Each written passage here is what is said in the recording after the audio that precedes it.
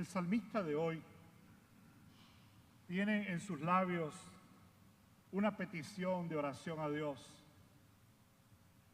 Y en el responsorio, la respuesta del Salmo, la segunda parte dice: Señor, no abandones nunca la obra de tus manos. Y si pudiéramos escuchar a Dios responder a esa oración, esto es lo que Dios ha dicho a través de la historia: yo nunca abandonaré la obra de mis manos, nunca. Lo ha demostrado al enviar a su Hijo, lo ha confirmado entre nosotros, el cual pregunta hoy en la frontera del Líbano, en Cesarea de Filipo, ¿quién dice la gente? Pero también preguntan, ¿quién dicen ustedes que soy yo? Porque Jesús es la manifestación y la prueba de que Dios nunca olvida ni abandona la obra de sus manos. Pero también hoy, en estas lecturas de este día, sobre todo la primera lectura también, hay una demostración de cómo Dios prueba también a través del gran profeta Isaías, de que Él nunca abandona la obra de sus manos. Yo le puse como título a esta homilía: contra los administradores arribistas y abusivos, porque aparentemente la lectura, como es tan cortita y no dice mucho, pero contiene suficiente para probarnos a nosotros de que Dios está muy cercano, muy mezclado, muy dentro de nosotros y en el medio de nosotros. La justicia de Dios está presente siempre.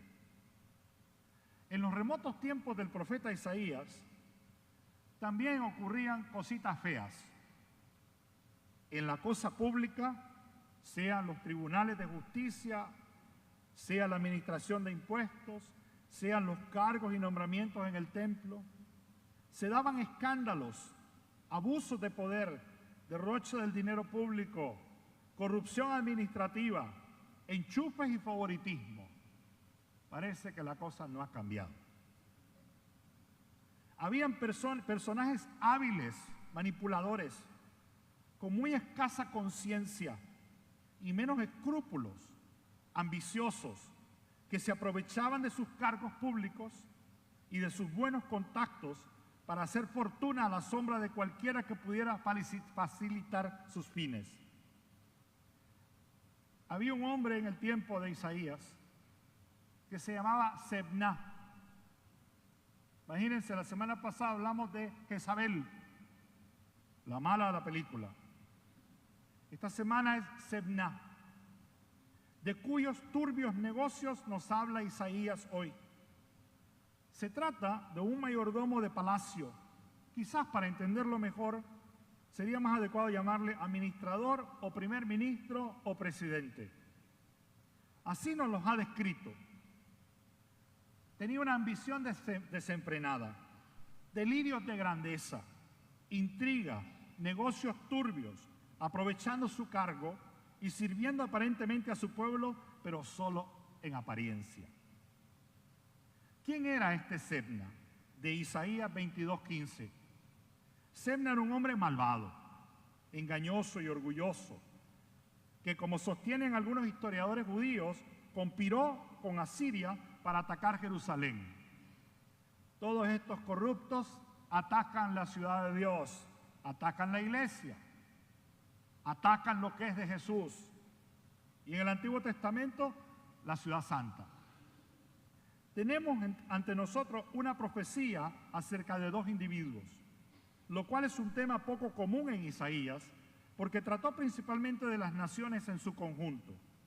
Pero en su caso, Dios decidió sacar a la luz principios más amplios al señalar a un hombre que representaba el mal dentro de la nación judía.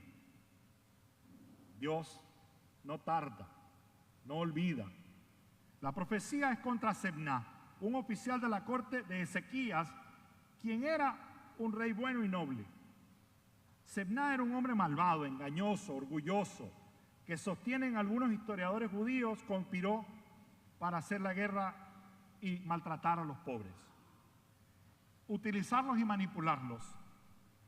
Pero el Señor, que está tan cerca de nosotros y nunca olvida su creación, la obra de sus manos, el Señor vio el orgulloso y la maldad de Sebna, el orgullo, y envió a Isaías para proclamar juicio sobre él.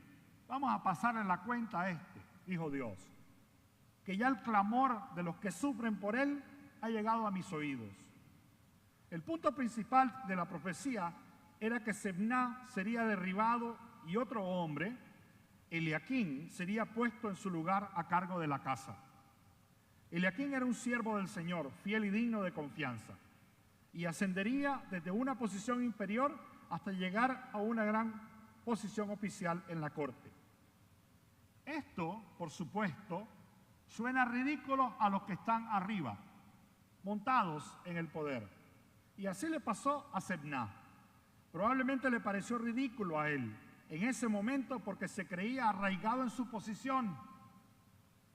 Incluso hizo que le cavaran un sepulcro con monumento a su grandeza, poniéndole su nombre o a nombre suyo, a lo robado y mal habido. Los tipos como Sebna se adueñan de lo que no han trabajado nunca, con el sudor de su frente, haciéndolos aparentemente suyos para la posteridad, cambiando y poniendo su nombre en grandes letras, para que todos vean sus éxitos y adquisiciones mal habidas. Sebna tenía la ambición de ser recordado y honrado incluso después de su muerte. Sebna estaba lleno de su propia gloria, pero Dios no quedó impresionado y no toleraría un traidor en medio de su pueblo. Reemplazaría a Sebna, rebajándolo de su elevada posición y finalmente enviándolo fuera del país a morir en una tierra extranjera solo y olvidado. Algunos historiadores judíos creen que Sebna contrajo lepra y fue expulsado de la corte y finalmente de la nación, porque la enfermedad era vista como un juicio directo de Dios. Si esto fue lo que sucedió, entonces el juicio de Dios fue completo. Muestra una vez más de que Él sí cuida de la obra de sus manos. Este pasaje nos recuerda que Dios tiene el control de todo. Todos los que piensan como Sebna, de que lo controlan todo, lo vigilan todo y lo tienen todo bajo la mirada, no se dan cuenta de que Dios tiene ojos mejores que ellos y que Dios tiene el control de todo. Y aunque parezca que los hombres malvados nunca serán eliminados, Él puede derribarlos en un momento y reemplazarlos con sus buenos y fieles siervos. Nadie es eterno. Esto fue lo que sucedió en Judá. Un hombre malvado, este fue destituido de su cargo y fue un hombre conforme al corazón de Dios que fue puesto en su lugar. Nunca debemos temer que los hombres orgullosos realmente tengan éxito en su búsqueda de poder, porque el Señor los juzgará por sus crímenes. ¿Quién tiene control de los ascensos y descensos? Muchas veces el ser humano se sube y baja a otros para subirse. Piensen ustedes en los líderes políticos y eclesiásticos de nuestras naciones. ¿Cuáles de ellos son hombres humildes? ¿Cuáles son orgullosos y egoístas? Cuando pienses en estos hombres y sus malas acciones, no podemos omitir y olvidar el pasaje de Lucas del capítulo 1, versículo 52. Quitó del trono a los poderosos y exaltó a los humildes. A los hambrientos los colmó de bienes y a los ricos los envió vacíos. Bueno, pues, ante este administrador impresentable, Dios tomó partido inmediatamente y dijo, basta ya, que es el basta que buscamos muchos. Y es que a Dios le importan los temas políticos, económicos y sociales, y especialmente aquellos que no cumplen éticamente con sus responsabilidades. Si el domingo pasado subrayamos la importancia del derecho y la justicia, hoy podemos añadir la honestidad, la ética y la austeridad, ausente todavía en los Sebnas de hoy. El olvido de sí es importante para quienes quieren tener responsabilidad que cumplir. En los últimos tiempos venimos comprobando cómo desde todo el arco parlamentario se pretende recluir la fe en el ámbito prohibido. Es prohibido la fe. Es prohibido creer. Es prohibido manifestar tu fe en la calle. Llamando al bien mal y al mal bien. A lo robado, derecho. Y a lo perseguido, justicia. Diciendo que Dios y los cristianos no tienen que meterse en política. Que hay que respetar a los que piensan distinto. Y abstenerse de defender los propios valores.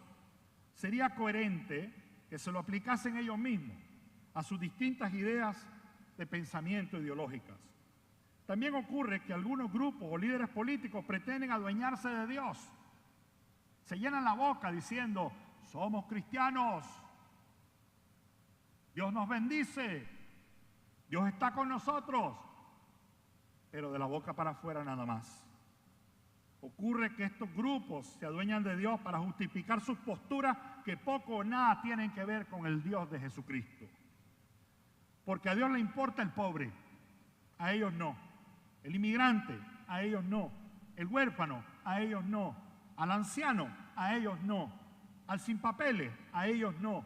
Al enfermo, a ellos no. Al desterrado o el desnacionalizado, a ellos tampoco. Todo poder tiende a corromper.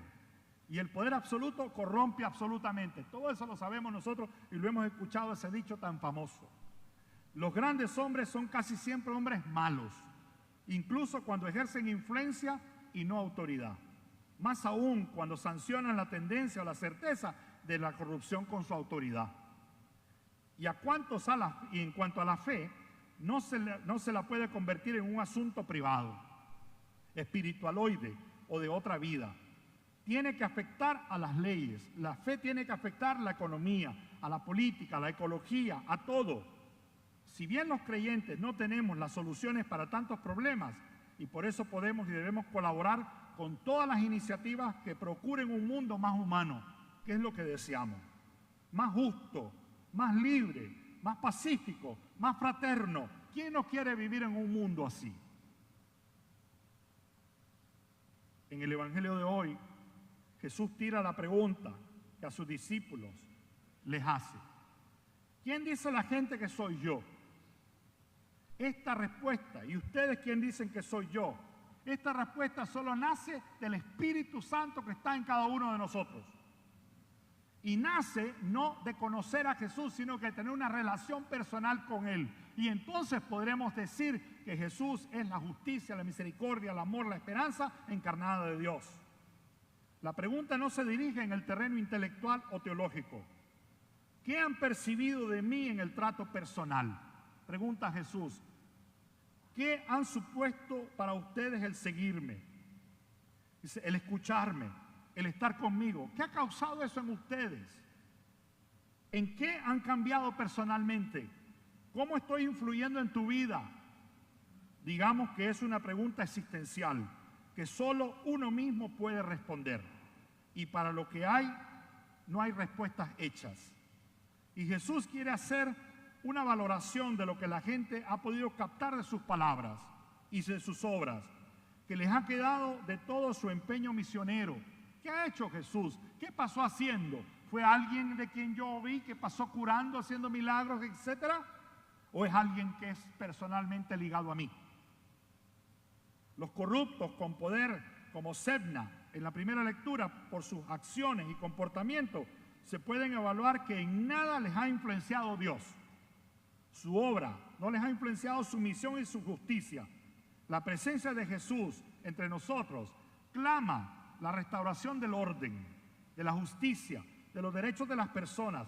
Clama y llama por el cese del abuso del ser humano contra el ser humano. Jesús está claro. Ha venido para enseñar la verdadera justicia. Su misión es la presencia encarnada del Padre que quiere llevarnos a todos, aquellos que hacen bien a los demás. La pregunta de Jesús, ¿quién dicen ustedes que soy yo?, enseña un camino de justicia, de verdad y de paz. Hermanos y hermanas, Dios está muy pendiente de nuestro mundo. A Él le importa la obra de sus manos. Dios está cercano y tardará, pero no olvida. Todo desorden tendrá orden un día.